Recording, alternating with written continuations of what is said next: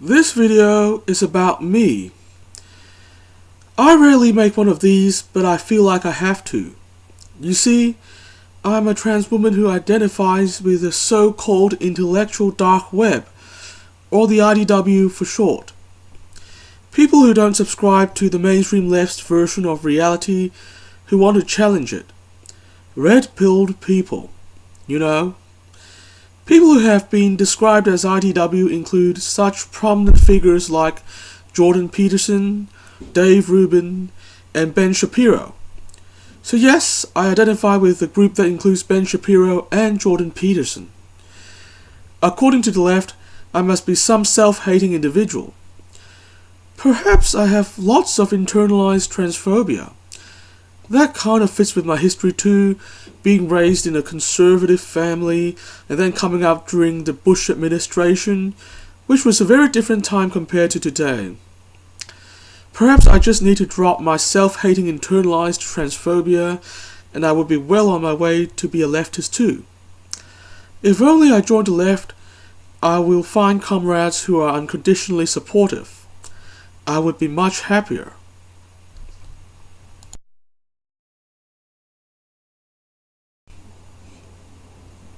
Or perhaps not.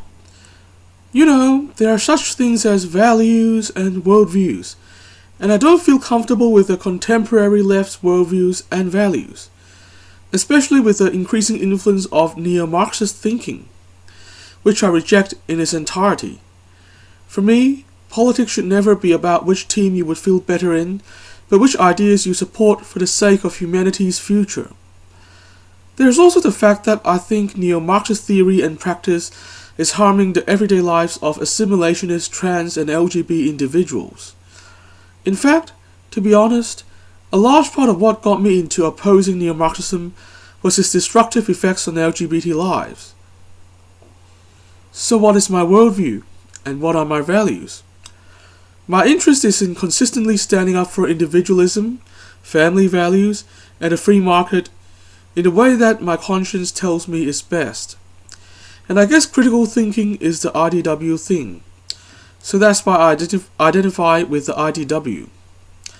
I believe that IDW-style critical thinking is the best way forward for those of us who believe in individualist values. I will never surrender to the neo-Marxist left, no matter how accepting they seem to be to LGBT people. I agree that it's a shame though, and I would be lying if I said I don't ever envy the accepting atmosphere of those on the opposite side, even if it's the kind of acceptance that is ultimately traded with harms elsewhere. I also don't deny the fact that the IDW, and perhaps the rest of the center-right, as they currently exist, are tilted more to the likes of Ben Shapiro than the likes of myself on LGBT issues.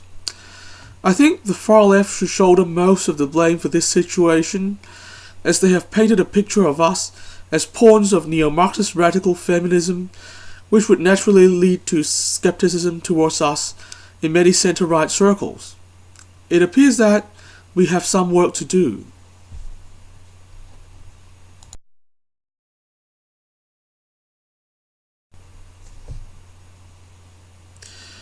The silent majority of LGBT people are assimilationist from my experience. I am proud to be an assimilationist, and I am proud to uphold the traditions of society while hoping for inclusion.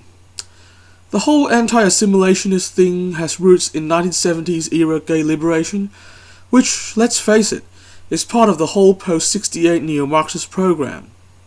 Many of us indeed wish to have nothing whatsoever to do with that particular attitude. Instead, we want to assure mainstream society that we are not threatening in any way. I think many people think that if we want acceptance, we should play along with society's system, including the gender binary and associated structures, and I think it was Theron Meyer who agreed that acceptance is a two-way street in her conversation with Jordan Peterson in 2016. In reality, the silent majority of us accept this proposition. Discussing the experience of, and standing up for, assimilationist trans individuals will also be a huge part of this series going forward.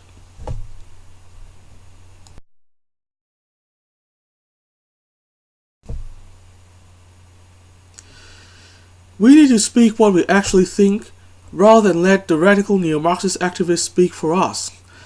We also need to bring our arguments for inclusion to the table, to the free market of ideas. We need to argue our case well, so that it can win over hearts and minds in the free market of ideas, in a fair and square way. In making this case, I believe we can also draw on our experience in the center-right. As much as talking about ideas and responding to other voices out there, this channel will also have a focus on exploring our situation as LGBT individuals in the center-right political scene. One more thing. I promise to never play identity politics. Therefore, there will be no trans-related content except in this particular series of videos. Elsewhere, I'm simply just another individual.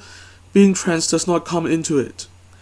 That's why I have created this separate series to deal with the trans point of view. So, this is the beginning. Here's to a bright future for assimilationist, silent majority LGBTs, and those of us who don't want anything to do with neo-Marxist movements.